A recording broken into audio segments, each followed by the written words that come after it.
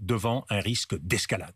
Quand vous êtes face à un adversaire qui piétine, quand vous êtes face à un adversaire qui est frustré, une des possibilités qu'il a, c'est d'escalader, pour montrer qu'il ne cédera jamais. Donc nous entrons dans le cadre des préparations du guerre longue, dans une bataille des esprits pour afficher la plus grande détermination possible.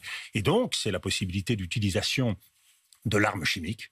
C'est l'utilisation, c'est déjà fait, d'armes sales, les bombes à sous-munitions, ou d'armes très sophistiquées comme les missiles hypersoniques. C'est aussi la possibilité, et un certain nombre d'interlocuteurs russes murmurent le mot, des armes nucléaires de champ de bataille. Et on voit bien que dans ce domaine, celui qui crie le plus fort, celui qui apparaît le plus fou, peut sembler avoir un avantage. Et la détermination occidentale des États-Unis et de l'Europe, elle doit aujourd'hui s'organiser sans faille. C'est-à-dire que notre résolution, y compris à nous faire mal, et on le voit, c'est une des caractéristiques de l'outil du gaz et du pétrole, doit être sans faille pour montrer à la Russie, mais aussi à la Chine, à l'ensemble de la communauté mondiale, qu'il n'y a pas de possibilité de sortie par la guerre et que la sortie ne peut être que sur la table de négociation. Dominique de Villepin, vous avez dit à l'instant que face à cette frustration qui s'installe et à cette déception sans doute chez Vladimir Poutine,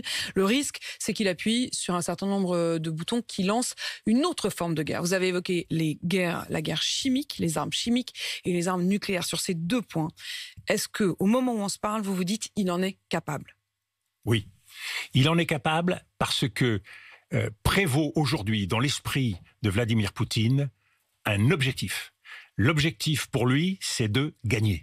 Et au service de cet objectif, il mettra l'ensemble de ses forces. Et c'est pour cela que tous les messages que nous adressons doivent lui montrer que non seulement cette escalade sera vaine, mais que le prix à payer sera terrible et de plus en plus élevé. Ne l'oublions pas, dans l'histoire russe, et les Russes ont de la mémoire, dans l'histoire russe, toutes les défaites militaires ont été payées au prix fort politique. Ça a été le cas de la guerre russo-japonaise, de la guerre de Crimée un peu avant. Ça a été le cas au moment de la Seconde Guerre mondiale. Donc, et y compris au moment de la guerre d'Afghanistan, qui s'est sanctionnée par l'échec et l'effondrement russe.